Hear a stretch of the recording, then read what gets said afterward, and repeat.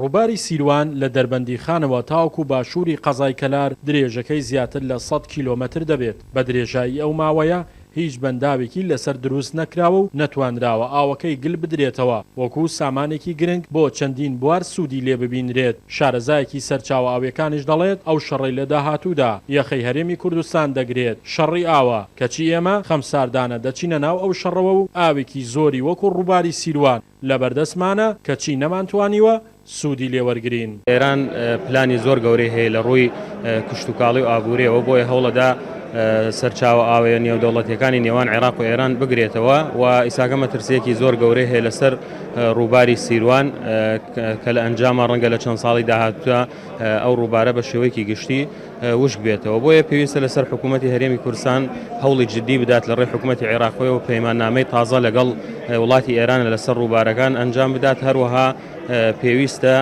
هەوڵ بدا بە دروستکردنی چەند بەنداوێک لەسەر ڕووباری سیروان. لێپرسراوانی ئیدارەی گەرمیانیش باس لەوە دەکەن لە 3 ساڵی ڕابردوودا بیرۆکەی دروستکردنی بەنداو لەسەر ڕووباری سیروان چووە بواری جێبەجێکردنەوە لە ناحەی باوەنور و لە ناوچەی بەردەسووری قەزای کەلار. بۆ بەنداوی یەکەمیان حکوومەت 240 ملیار دیناری تەرخان کرد و بەشێکی لێ جێبەجێکرا، بەڵام قەیرانی دارایی ئیشەکانی ڕاگرت.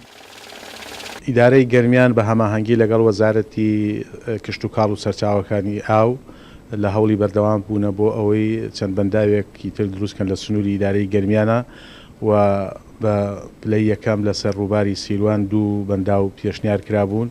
خۆشبەختانە یەکێکیان هەموو کارە یاسای و هونەریەکانی تەواو بوو و گرێبەستیش کرا و دەست بەکاریش بوو. ئەویش بەنداوی باوەنور بوو کە ئەگەر قەیرانی دارایی نەبوایە بەپێ ئەو پلانیدا ڕێژرا بوو ئێستا ئەو بەنداوە تەواو دەبوو. سوودەکانی دروستکردنی بەنداو لەسەر ڕووباری سیروان جگەلەوەی ڕۆڵی دەبێت لە بوژانەوەی کەرتی کشتتوکاڵ و زۆرکردنی ئاوی ژێرزەوی و بەرەمهێنانی تەزووی کارەبا. هەروەها حکوومەت دەتوانێت وەک فشاری سیاسیش بەرامبەر بە حکوومەتی ناوەندی بەکاری بهێنێت ئەگەر هەر هەوڵێک بدەن بۆ دەستخستنە نێو کاروباری ناوچەدا بڕاوەکانی هەرێم کە دەکەونە سنووری پارێزگای دیالەوە. شاخەوان محەممەد، کورسات نیوز، کەلار.